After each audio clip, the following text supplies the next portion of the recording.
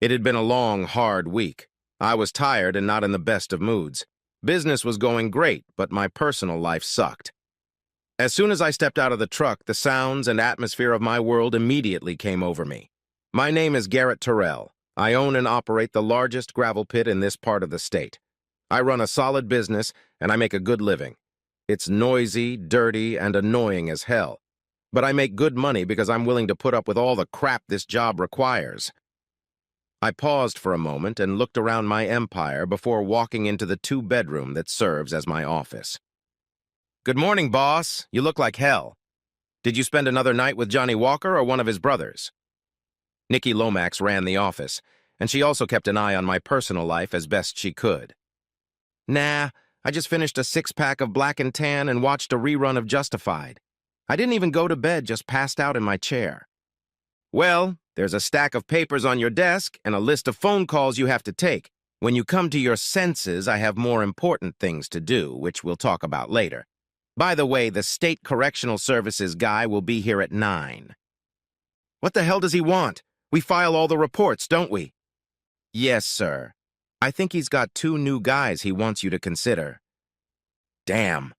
Half of our labor force is ex-cons. How many does he think we should take?" Nikki only smiled and shrugged. She was one of the first people I hired. I spent the morning taking care of business. It was nearing noon when Nikki brought in the lunch containers and placed them on my desk. The lunch came with diet root beer, Nikki's choice. "Okay, what's so important that you feel the need to sit down at the table?" "Your wife is cheating." "Well, that's not news. We've known about it for over a year." "I heard from a friend who heard from a friend who heard from a friend that it's going to get worse." "Wow, that sounds like a line from an old song. What the hell are you talking about?" "Carla's planning something. The best I can figure out is that it has to do with Hunter." Hunter Ellis and I started Empire Enterprises over 20 years ago. Things went well for the first few years, and then it fell apart. I was trying to build the business on a solid, stable foundation with minimal debt. Hunter felt we were better off expanding with creative financing. The disputes intensified over the years, and soon we were no longer communicating with anyone except through lawyers. The arguments became very acrimonious and were one step away from physical violence when the lawyers finally stopped. Hunter stayed at Empire Concrete, and I stayed at Empire Stone and Gravel. There was no love lost between the two of us. "Okay, little Miss Know-It-All. What the hell did your friend who knows a friend say?" "Carla has an appointment every week at Lunessa Coiffures with Marcus, her favorite. For some damn reason, she likes talking to Marcus about personal things. Marcus is a very good listener." "Something sounds suspicious." "You're damn right it does. I have a feeling she's feeding Marcus." "You mean she's waiting for him to blab?" I nodded in response. "So, little Miss Nikki, how did you get into this mess?" "Sabrina, my current favorite of the month and roommate, is one of his shampoo girls. He was trying to impress her." "And what do you think I'm supposed to do? If this was real, I'd probably kill the sucker. For some damn reason, that doesn't sound right. Hunter was never close to Carla, even when we were on good terms. He always thought I made a big mistake marrying her and made me realize it. Why the hell would he be hanging out with her now?" "Garrett, it may be none of my business, but did you get a prenup before you got married?" 3 seconds later, Nikki had to duck when my half-full can of Daddy's root beer hit the wall behind her. "No, God damn it, I didn't need a prenup. I was in love. Stupid, stupid, stupid." Nikki didn't argue with me. She knew I was right. I didn't finish my lunch. I just grabbed my helmet and hopped out of the office. I had a lot to do around the yard and in the barns. I needed to kill time and try to cool off. I never thought Hunter might be interested in Carla in a sexual context, but he might have stooped low enough to seduce her for business reasons. Was he thinking about getting the gravel business? If I file for divorce, I could lose half of it to that bitch. Was that his plan? What was in it for her? Carla and I still cohabited, but that was the end of it. We shared a house, but not a bed.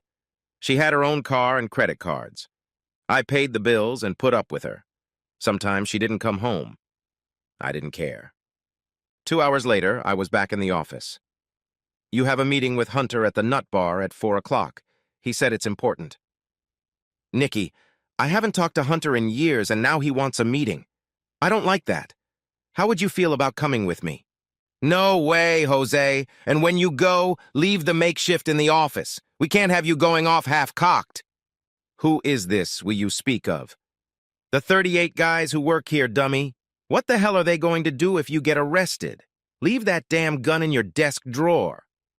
Said I got there a little early and ordered a pitcher and 2 glasses. I assumed he was coming alone. Hunter was a big simpleton. He looked like a biker, but he never owned a motorcycle. He had a beard, a ponytail, a vest, and tattoos, but no motorcycle. He wasn't a wannabe, he was just Hunter. The conversation at the bar stopped when he walked in, but resumed when he sat down. I hope you take better care of your business than you do your wife. That's not my problem anymore.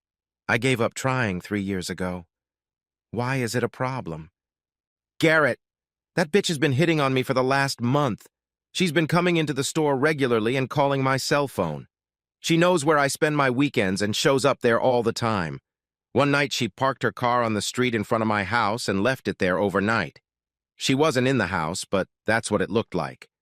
Was this reported to you? No, that was the first I heard of it. You said she did not go into the house? No, I never saw her.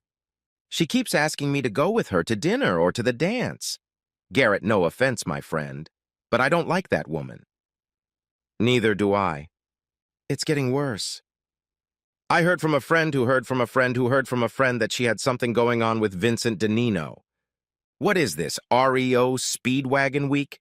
That's the second time I've heard that phrase today. What are you talking about? Forget about it. What did you hear? It's so stupid you wouldn't believe it. I didn't believe it the first time I heard it. I had to check it out. Go on, you've got my attention. Carla must be having an affair with me. She chose me because you and I are mortal enemies. Good. We hate each other, but mortal enemies is over the top. That's what I thought too. Anyway, when you find out about this, one of 2 things will happen. Either you'll shoot my ass, or if you don't, Vincent will have one of his buddies shoot my ass and set you up. Either way, you'll end up in jail. So why didn't I find out about the affair? There are several reasons. First, I have absolutely no interest in having an affair with Carla. Like I said, I can't stand the woman. Second, it seems she hasn't been able to hint to you that she's having an affair with me, so she can't even begin. That's funny. I've known about her affair with DeNino for the last 6 months, and I don't really care. Frankly, I don't care that you're having an affair with her. I don't understand why they're making this so complicated. Why doesn't Vincent just have one of his guys finish you off and be done with it? Why doesn't he just frame me for your death? Why would he frame anyone? The guy owns 3 car dealerships and 2 car washes. What more does he need? The pitcher was empty. The waitress came over and we turned the glasses over at the same time. Old habits die hard. When we stood up, I asked, "Same time next week?" He only nodded. Carla didn't come home that evening. How did the meeting go yesterday, boss? I handed her the recorder, which she snatched up with one hand. Here, see for yourself. I sat down in my office and started making a list of things to take care of.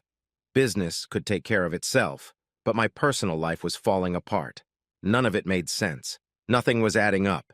It was completely stupid. The more I worked at it, the worse I got. I was starting to get frustrated. Nikki knocked and slowly opened the door. She walked in and tossed a folder of travel agency tickets on my desk. I looked up at her and shrugged. The guys decided you needed a break. They all did their part. It's for 4 days and 3 nights in Montego Bay. The plane leaves tomorrow morning at 9. I'll drive you to the airport. I said nothing.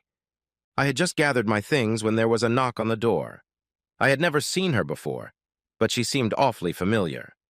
She walked past me, threw her small travel bag on the bed, and dropped down next to me. You're not from around here, are you? That brought a wide smile to my face. I'm Trini, Nikki's sister. I'm supposed to make sure you stay out of trouble and sober. I thought you looked familiar. Same eyes, same smile, but her hair was braided a little tighter than Nikki's. I had a question about her sexual identity. You're a big guy, Garrett. I'm glad Nikki got a room with a double bed. My question was answered. Trini had been here before. She knew where to go and what to do. The 4 days flew by quickly and we missed all the tourist spots. The first 2 days we spent too much time in the room, but then we made up for it. We drank moderately but overindulged in food. Life was good. Trini flew back with me, and Nikki met us at the airport. She dropped me off at my house and Trini went home with her. The house was empty. I mean, Carla wasn't there and it seemed like a lot of her stuff was missing. Her cell phone was on the kitchen table. Her car was gone. I quickly checked the bank and found no abnormal activity there, just her usual ATM withdrawals. However, I closed all credit cards just in case. She didn't take any of my stuff and generally left a bunch of her own in the house. There was probably only so much you could fit in the car. I couldn't tell how long she was gone. There were no notes or messages. I had been at work for about an hour when the suits arrived. It turned out that Vincent DeNino had disappeared and I was the prime suspect because of his relationship with my wife. They made no attempt to spare my feelings. I had no trouble proving my whereabouts for the past 4 days. They had no idea where my wife was or that she was even missing. However, they were polite enough to take a missing persons report. For some reason, they didn't think Carla and Vincent were together, but never explained why. Nikki and Trini spent the next day removing all of Carla's belongings from the house. We had a hard time without Nikki in the office. The next day, they drove to Philadelphia and picked up Trini's stuff. She moved into the house without even asking. What a ballsy thing to do. Hunter got the same interrogation from the local police that I did. He didn't have as good an alibi as I did, but they covered for him anyway. Vincent didn't have any close relatives, but he did have relatives in the neighborhood. Unfortunately, none of them wanted anything to do with his car dealerships or car washes. Hunter and I spent the day going over everything that had happened and never realized what they were trying to accomplish. Our relationship was almost back to normal, so something worked out. We started working together again. 2 months later, I received the divorce papers in the mail from Reno. I gave them to Nikki and told her to take care of everything. She hugged me tightly, but not as tightly as Trini did when I got home. Boss, I heard from a friend who heard from a friend who heard from a friend that Vincent DeNino's relatives want to make a deal on his old business. Damn it, Nikki, you're listening to those old songs again. REO Speedwagon weren't even that good. Of course they were. You just don't appreciate the good stuff when you hear it. Anyway, a few guys want to talk to you about it. With cons or straight guys? Both. 60 days later, Empire Enterprises was the proud owner of 3 car dealerships and 2 car washes. Oh, did I forget to mention that Hunter and I had merged the businesses again? I've always wondered why Nikki sent me on that trip to Jamaica, but I don't want to know.